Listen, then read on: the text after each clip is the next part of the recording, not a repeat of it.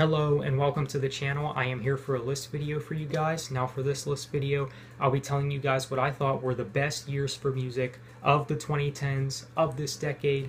Now I know that I did a list video like this for the worst years for music of this decade.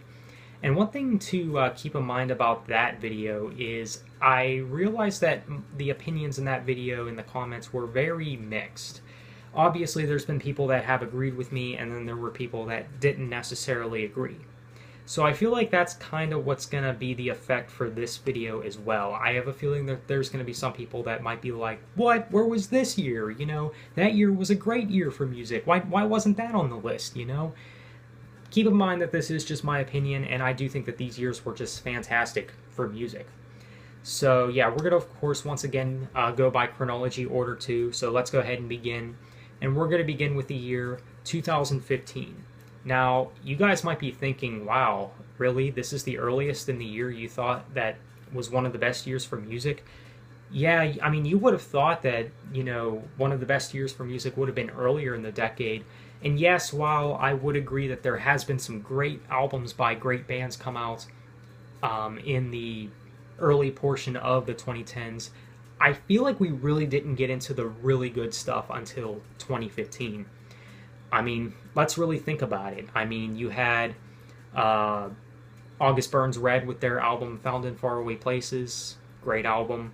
Soilwork with the Ride Majestic, one of Soilwork's best albums for sure. You also had the Ryan Clark's side project, Knives, album Anxiety come out that year as well, and I thought that was a really good album. You also had Condition Human by Queensryche, really good album. I believe that came out in 2015. The Book of Souls by Iron Maiden, not one of Maiden's best, but a good album. You also had Of Beauty and Rage by Red, which is easily one of Red's best work. And in my opinion, it was really the last great rock album. And speaking of rock, you also had the comeback album by Breaking Benjamin, Dark Before Dawn. Now, I'm sure this is an album that I think is a highlight for a lot of people when they think of the year 2015. I think when a lot of people think of 2015's lineup of albums, I think that this is the album that comes first to mind for a lot of individuals. But for me, not really. And this is coming from someone who's a longtime Breaking Benjamin fan. I just think that this album pales in comparison to a lot of the other albums that have been coming out that year. So yeah, but not a bad album. I still think it's pretty good. So yeah, you also had Silence in the Snow by Trivium. Not one of Trivium's best, but it is a decent album. And then you also had some albums that are just kind of meh, such as Human by 3 Days Grace, All That Remains with Order of Things, and also We Came as Romans self-titled album. So yeah, there's definitely been some bumps in the road in 2015, and I do think out of all the 3 years that I'm listing, this is probably the weakest out of the 3 years. But with that being said, that's not saying much because it's a still pretty solid year for music. And yeah, I think it's had a really good lineup of albums. I mean, yeah. So 2015 had to be on the list.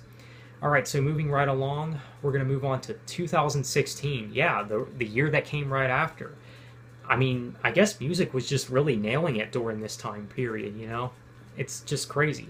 Now, maybe some people might not agree that 2016 was that great of a year for music, especially if you're someone who loves edgy modern rock. Yeah, there wasn't crap that year for you guys, but it was a great year for metal, and to me, that's what matters. I mean, definitely a lot of great stuff. And if you thought that 2016 was a weak year for music, well, think again, because I'm about to introduce you to a lot of great albums that came out that year by a lot of great bands. You, of course, had Metallica with Hardwired to Self-Destruct, which was definitely their best album since the 90s. You also had Megadeth come out with an album, Dystopia. Again, their best album in years.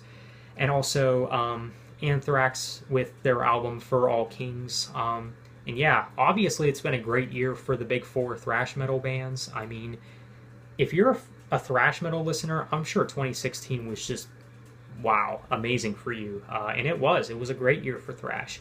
You also had Vector's latest album, Terminal Redux. Vector's not a band that I'm that crazy about, but I do like them. And their latest album, Terminal Redux, I believe that's their latest as of now. I don't really follow them.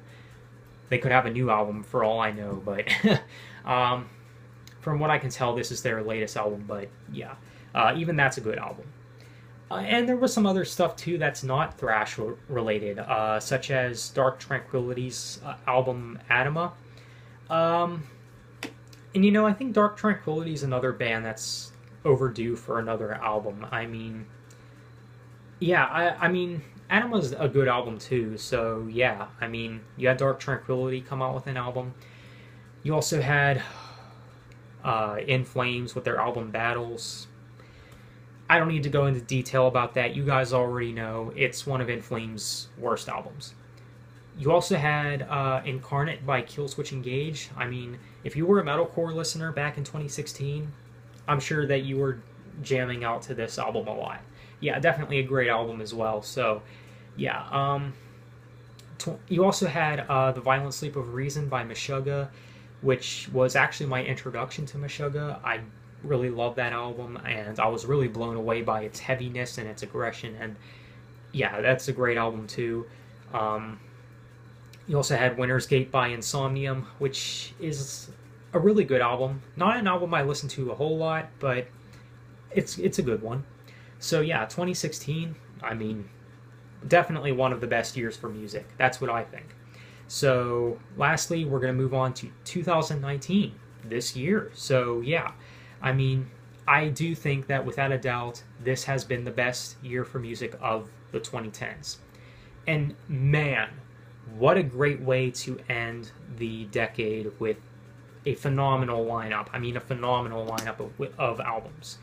I mean, how many times does stuff like this happen where all these bands come out with these albums on the same year? You have bands like Demon Hunter come out with 2 new albums, which haven't held up for me too well, but they're good albums. You also had In Flames with Eye the Mask, which is decent. You also had Queensryche with The Verdict, which is still probably my favorite album of the year. Dream Theater with Distance Over Time. What else? We Are Not Your Kind by Slipknot. Fear Inoculum by Tool. Atonement by Killswitch Engage. And a new As I Lay Dying album coming. I mean, think about it, guys. It's a lot of great stuff. And think about this. This is the year where the new Tool album came out. Who would have saw that coming? I don't know. But yeah, 2019, it's just been great. It's been a great year for music. So there you go, guys. That is what I think were the top 3 best years for music of the 2010s. Let me know what you think. Thanks for watching. Have a good one, and take care.